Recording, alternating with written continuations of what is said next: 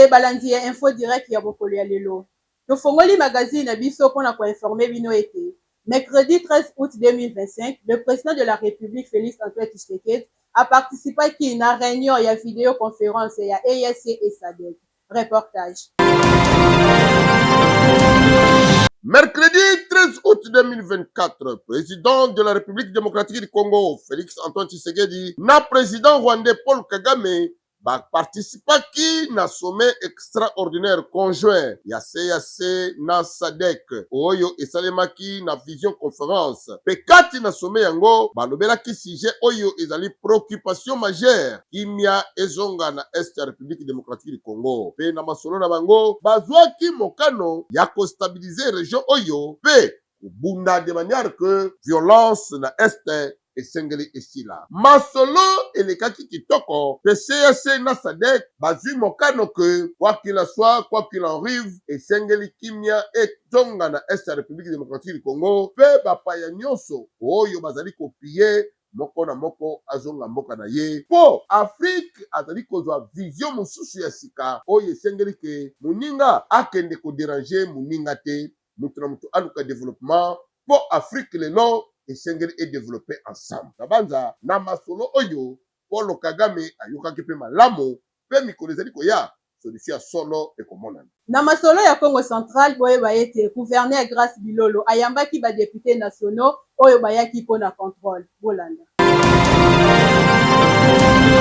Na pasango ya province ya Congo Central boyeba ke gouverneur ya province mwana mboka Grace Nkwanga Maswangi Bilolo ye ayambaki délégation ya ba députés nationaux na gouvernorat esalamaki bongo jeudi 14 août 2025 po ndimela ngai ba parlementaire oyo bayaki nde na mission ya contrôle mpona koyeba koévaluer fonctionnement ya ba administration provinciale po ndimela ngai mosala na bango ezali mingi concentré spécifiquement na oyo etali régie financière pe ba service d'assiette boyeba lisusu bakoyeba koexaminer oyo ezali gestion ya certains ministères provinciaux mpona oyo etali kosassurer na efficacité na bango avec un partenaire idéologie. Rencontre oyo esalamaki nde na salle de réunion na 4e niveau ya bâtiment ya gouvernorat boyeba lisusu ke mwana mboka Prosper Ntela vice gouverneur ye mpe azalaki wana. Rencontre oyo ezali kos'inscrire na cadre ya mission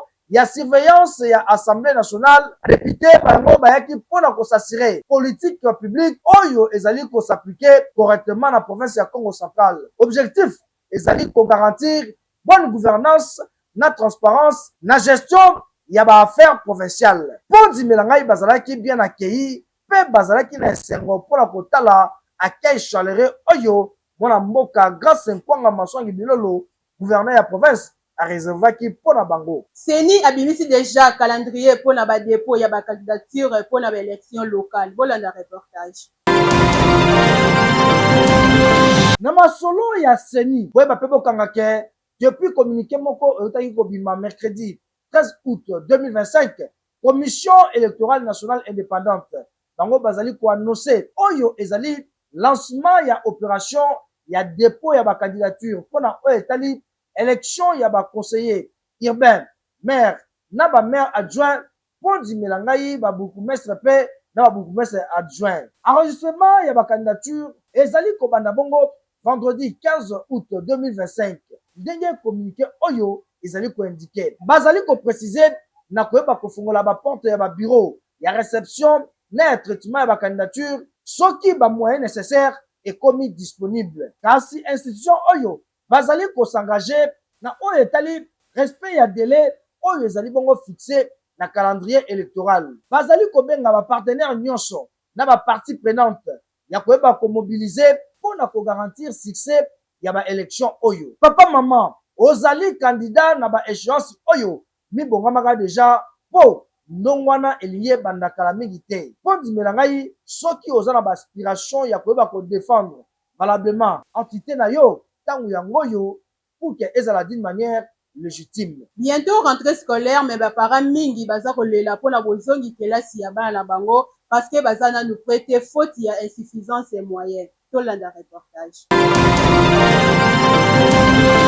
Mwana ya Congo boyoka sango le 1er septembre oyo déjà rentrée scolaire ekosalama awa na République démocratique du Congo selon calendrier. Bondi melanga iti mokolo lelo ba parents ba famille ebele bazali koyeba te eske tokozongisa bana biso to te po bondi melanga yi efuteli ya malunga te ba parents bazali konyoka mati mokolo lelo bondi melanga yi bazoyeba te bakosala ndenge nini. Politique ya kopesa ba parents ba crédit pour la rentrée scolaire eske ezalaka kaka te to ezali na catégorie ya bato moko kaka bazwaka mbongo wana pour ke basala rentrée kitoko. Ba parents pe tokosenga kote na bino ya muke oyo ozali kozwa mibongisaka deja somba stylo somba cahier somba uniforme pour ke na rentrée osutuka te. Info direct magazine ya proximité oyo tomesana koeveye bino toye kolakisa bino ke rentrée scolaire kala mingi te po mibongama deja kasi gouvernement pe soit en charge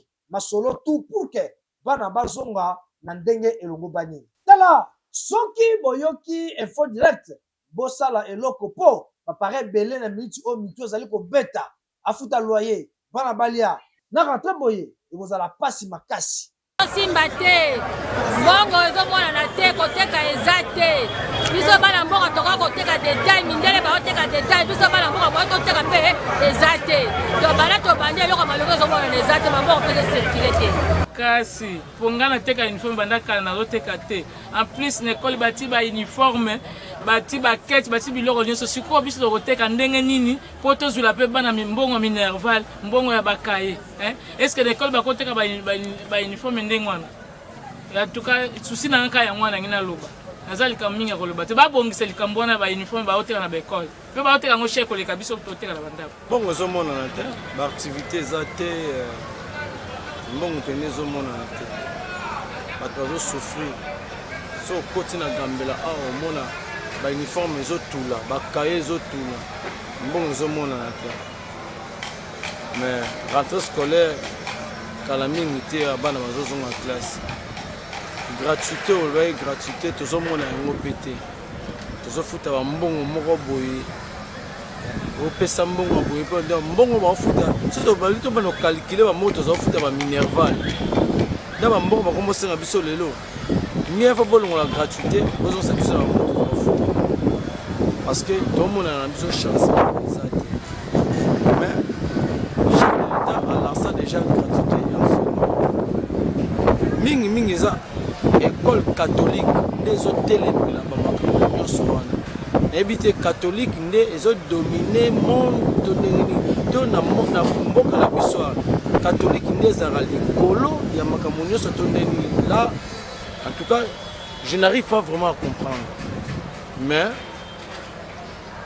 bofungola biso baporte tozwa bambongo bofuta bato parce que ndesi biso bamisa tosalaka pour avoir de l'argent, il faut foutre un fonctionnaire. Il faut foutre un militaire. Les bisous ont un moyen pour vivre. Lorsque vous foutez un moté, tu vas vivre en dernier. Je suis dans ma classe. Bon, ma beaucoup exact. Parce que l'école, je suis pas aussi à compte. Il faut que je sois compte au pesa. Bon, exact. Papa paye pour foutre un bango, ça moi passe. Pour éviter rentrer scolaire, je suis pas dans la maison en dernier. So bazonga ba uniforme akala so bazonga ndeni to éviter pour possibilité ça liboto daki moi bien ozosi maman bon mais mbalo pesa mobulu makasi ba mbongo maboko ezate ya kala ntango so préparer ki bana mais mbalo tozo koka pesa te on ko yeba ndeni ya ko préparer solide dans na benga eza pasi ni to éviter nde ba ba bazonga soki ndeni ni to yeba pesa déjà prévu le 1er septembre. Ça fait plusieurs années la modification de la rentrée scolaire. Mais il est vrai que la difficulté est vraiment casse du côté des parents. C'est ainsi que les gens un peu pour la possibilité, il y a un objet classique à Bana, mais ça fait plusieurs années la modification de la rentrée scolaire.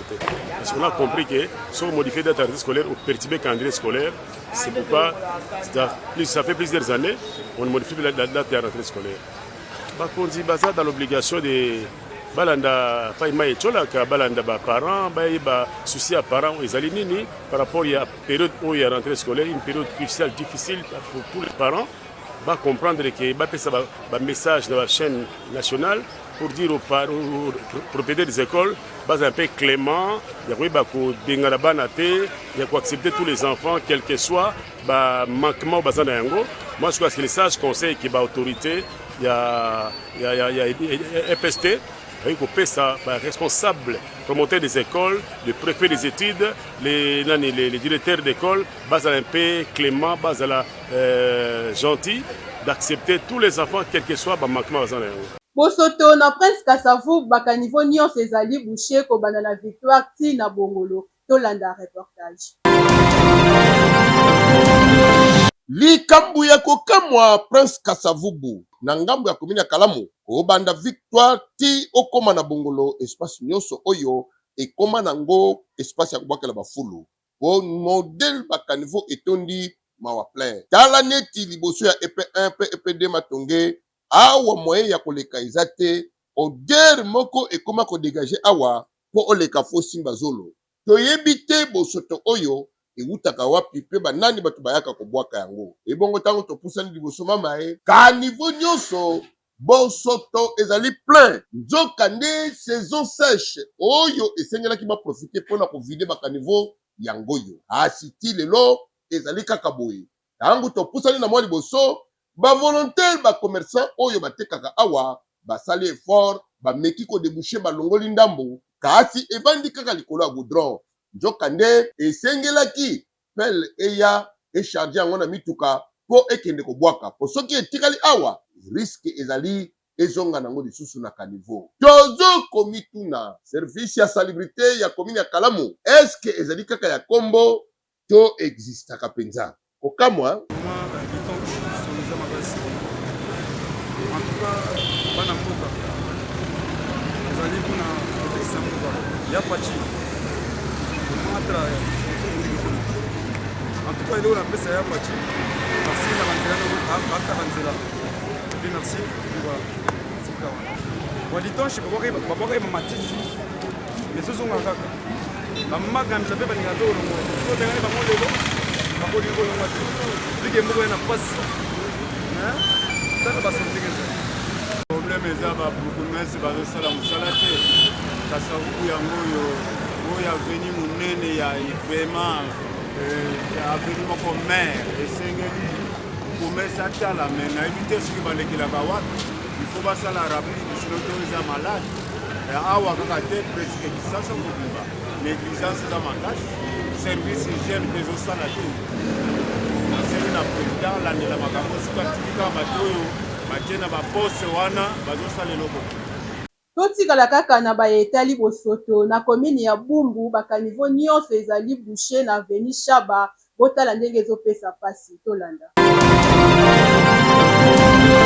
totikala kaka na makambo etali bosoto ya bakanivo ndimela ngai Kinshasa ezosenga bachef de rue na bachef de quartier esengeli batelema awa tozali na komini ya Bumbu kanivo batongela bango tala yango kobanda na komini ya Ngiringiri ti kuna na komini ya Bumbu kanivo nyonso etonda nango bosoto nzoka nde tozali na saison sèche kala te bamvula esengeli ebanda ezosenga évacuation ya bainondisi oyo pe koéduke population ayeba te kanivo ezali esika ya kobwaka fulu te po ntango mai etondaka tolelaka kaka bakonzi botalela biso ngonga yango yo bakonzi ya vile Kinshasa botelemisa service ya bopeto etelema ekire bakanivo po bainondation ekotela lisusu population te salongo esalamela we atosufira nde boso bambula ebandi ya mystique moi tokobinda vraiment na ndenge mabibe ata yo mu basala na bango eloko te baosusi na bango bazuka bambongo na bango bakelia bavai na bango mokonzi ya mboka mona makambo tomonaka bango we toyebi bango te pasi fort tosufrir bangungi salite tosufrir mpo ndenge nalobaka yango wana rédaction info direct elobeli mpo na nini mabala ya mikolo oyo eza kowumela lisusu te tolanda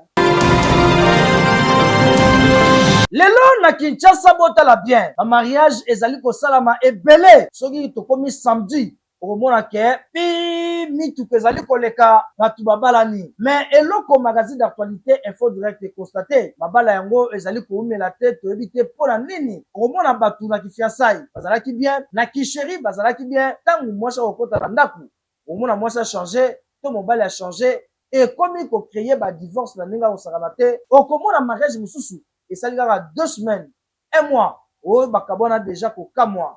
Na micro ya info direct boyoka ndenge population baoyo babala na baoyo babala te ndenge balobaki. Mibali soka tio na ndako akomi solo kwa rido ya ndako ale ye na libanda akomi kosala nde baambiance yo na ndako komi lokola rido donc na libanda akomi populaire yango mwasi ya ndako ntango oyoka bongo wapakanga motema eza te abimisaka ye te asalelaki nde baninga basalelaka bango te yango mpo moni libali fe kufa mwasi fa kende mobali fa kende kaka bongo parce que eza mpe na mibali mosusu bazoyeba kofanda na basi te eza mpe na basi bazoyeba kofanda na biso te. Na quel sens? Eza na mwasi mosusu aza koinfie moninga me azotala teke ndenge bazovivre na mobali na ye na ndako bakambo oyo baza kosepase nango na ndako ya kotala ndenge amoni moninga wana ndenge alati ate nga mpe nalata bongo nazwa bongo ok eza ndenge moninga azozwila te. Donc c'est ça kaka ke basi ya biso bakomi konfie biloko wana bango bazovie eza te oyo ntango mosusu ke nzambe abongisaki lobi ofanda yo na mobali na yo. Conseil kaka nakopesa mwasi ifo talaka lobi na yo po carrière ya mwasi ekendaka molai à travers ya koyeba kofanda koyeba kose comporte. D'abord yango wana nde moto epesaka mwasi vi so oza nokaa motu moko boye ya vi ya mbango baprese nde yango eloko ezoboma surtout génération na biso. So mabala lelo ezomela sote parce que basi bakomi kolula makasi mwasi nyonso akoma koanfie alingi akoma nde moninga azalaki ayebi moninga wana te mpo akoma ndenge wana nini asala na te. Papa mama libala ezali réservé na bato oyo bakemba na esprit oyo tobengaka bamature. Soki ozali na yo na maturité te tika na yo mpo libala ezali na makambo ebele. Mais soki ozali wana salelaki mokolo salela éducation et surtout ke lilanda ezali mabe bozala na même vision pour ke boyeba koatteindre baobjectif. Po mabala elelo ebele okomona bato bazalaka na libala me na kati eloko ezalaka nango te. Info direct elobi ancien ministre de la justice Constant Mutamba na procès na ye ya lobi ntango bapesaki ye liloba ya suka boyoka ndenge alobaki.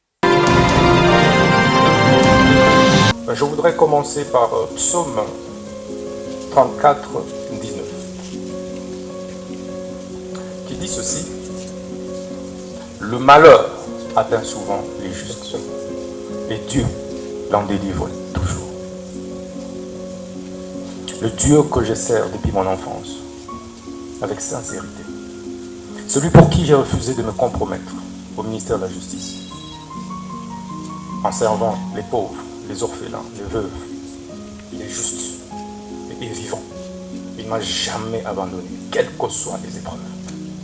Je crois en lui et je sais qu'il me viendra au secours, même en dernière minute. C'est pourquoi, Monsieur le Premier Président, je veux également dire que l'histoire me rétablira et Dieu de mes ancêtres me rétablira et me justifiera, je veux dire. J'ai dû démissionner de mes fonctions de ministre d'État, ministre de la Justice et Garde-sceaux après avoir rendu des loyaux services à la République, pris autant de risques pour ce pays. Face à une guerre d'agression qui était pendante, où tout le monde a lâché, j'étais libre et prêt à donner de ma vie pour cette République. Mais aujourd'hui, cette justice que j'ai servie avec tant d'amour m'a tout arraché, mon honneur, ma crédibilité, ma dignité, mon directeur de cabinet. Mais il y a un adage, un dicton russe qui dit que ceux dont le destin est défini pendu ne se voient pas. Monsieur le Président, ce procès de ma vie était la dernière preuve que j'attendais pour confirmer que j'étais dans le bon, dans la lutte pour la justice juste et équitable pour tous. Ça ne me serait pas arrivé, je douterais de moi et de la lutte que j'ai menée depuis l'école, où j'ai créé, alors que je n'avais que 15 ans, l'association de lutte contre la tricherie. Et à l'université protestante au Congo, j'ai créé l'association de lutte contre les antivaleurs, président des étudiants. Je me suis opposé à toutes les antivaleurs et de manière farouche qui m'avait valu pour la première fois de reprendre en deuxième session alors que j'avais distingué. Et je payais ce prix avec honneur. Au ministère de la Justice, je subis la même injustice. Alors que je voulais faire mon travail correctement, redresser les choses. Pour le bien de tous, le bien du pays et des générations futures. C'est pourquoi ce procès est historique. Historique, Monsieur le Premier Président, parce que il me rappelle autant d'autres procès historiques, notamment celui de Patrice Emery Lumumba, dont je suis la réincarnation. En 1956, pratiquement au même âge, il avait été condamné à 1 an d'emprisonnement pour détournement des deniers publics. Mais quelques années plus tard, il sera notre héros national. Ça me fait également penser au procès de Fidel Castro, un de mes idoles, vers les années 51, où il prononça les discours les plus historiques, l'histoire m'acquittera. Quelques années plus tard, il prit le pouvoir et il reste aujourd'hui les héros de Cuba. Ça me fait également penser au procès de Lula da Silva, et ça c'est le plus récent. Ancien président brésilien, mais jugé, condamné pour corruption. Et ça, c'est en 2017. Au sortir de la prison, il a été président de la République jusqu'à aujourd'hui. Ce procès me fait penser au procès d'Étienne Tshisekedi Lumumba et de ses compagnons de lutte vers les années 80, parce qu'il luttait pour le changement. Il a été condamné, mais aujourd'hui, il reste une référence, un modèle, et son fils est président de la République démocratique du Congo. Ce procès, enfin, me fait penser au procès des Mandela. Mandela, vers les années 59, mais exactement 62. En 62, il a été condamné injustement. Et il a fait 27 ans en prison. Mais il sort de là, président de la République d'Afrique du Sud. Et Monsieur le Président, vous verrez que c'est pratiquement au même âge, c'était pratiquement à mon âge, que tous ces grands leaders ont connu des procès injustes. Et c'est ça qui construit ma conviction et qui m'a construit ce mental d'acier de faire face à cette épreuve que je ne conseillerais et souhaiterais à personne dans la vie, même pas au ministère public, parce que ça m'a déchiré, parce que ça m'a détruit intérieurement. J'ai été trahi, mais un jour je parlerai. Je suis un homme d'État, je me tais. Na masolo etali menuiserie aluminium botikelango Jafar Ali oyenda azali spécialiste na RDC. Bana Kinshasa e bongo bana ya poto diaspora mobimba lelo ya kosamba te bondi melanga États-Unis d'Amérique kiti awa na Kinshasa awa na Jafar Ali, c'est-à-dire Jafar en aluminium bazali bongo spécialisé na menuiserie en aluminium nyonso koluka awa kozwa kosamba te yo pe moto zali na posa ya ndako na yeza na kitoko yo wapi lokolo lulaka bandako ya ba-américain to pe ba nigérien yo po zali patron ya ba-entreprise ozali na posa ba bureau na elata balele ya sika ezala bien équipé yaka na Jafar Ali ya kosamba te nyonso koluka awa bakosalela yo kitoko yo wapi fabrication ya baporte ebongo bafenetre ebongo bagarde-fou na babe vitre ya kosamba te ndenge bomonaka bameuble cuisine, c'est-à-dire bacuisine moderne lokola États-Unis d'Amérique awa na Jafar Ali bazali kobeta yango dada ya kosamba te welela bandako ya mikolo yo ezali bongo équipé na menuiserie en aluminium po na mbongo ya mokie bato baluli ndako na yo nyonso bazali kosalela yango mire rideau na cloisonnement bureau nyonso awa na Jafar Ali mosala ezokende kitoko yo wapi bana Congo bana poto États-Unis ekiti na kati ya Kinshasa lelo naye ko présenter bino Jafar Ali tozo fabriquer biloko nyonso en aluminium pona bandako na bino na ba bureau tel que ba porte ba fenêtre ba garde-fou ba mur rideau ba meuble ya cuisine na cloisonnement ya ba bureau pour la couper sa valeur pe beauté ya bandako na bino bosalela aluminium ya qualité na lobi bien aluminium ya qualité na Jafar Ali. Jafar Ali eza ko assurer bino un travail de qualité fait par des professionnels ya métier en commençant par la fabrication ya ba porte na bino na ba fenêtre ainsi que biloko nyonso na transport ya komema yango kobana na télé na biso tina chantier na bino pe kopoze yango selon ba norme. Ba mama Kinshasa, ba papa, pe ba jeunes entrepreneurs, ba bureau ya kala esila, ba bureau ekoma lolenge oyo bozali komona, awa na Jafar Ali, ba pesi bino opportunité. Tena, ka ndengo moni dépôt na télé ezali bien équipé. Tunanga nini e? Opesi kaka mbongo na yo, kaka na mbongo wana transport ya matériel eza na kati. Ba ye nango ti na kati ya chantier waso. Okanisi esili tete ba bandi pe ko poser tala elonga yenga ye. O tuninga adresse ezali place ko bunga te ezomi na avenue Saint-Christophe numéro 1439 référence OVD tozabongo na commune ya Limete Funa. Tolo balisusu nini? Jaboye biso nyonso toweli na Jafar Ali pour que banda kuna biso ezala bien équipé. Tokomi na suka ya information na biso ya lelo info direct bozalaki ebele liboso ya baetanoike na bino mpona kolanda magazine na biso ya mokolo ya lelo totombeli bino matondi mingi na banda ko esika bozwani.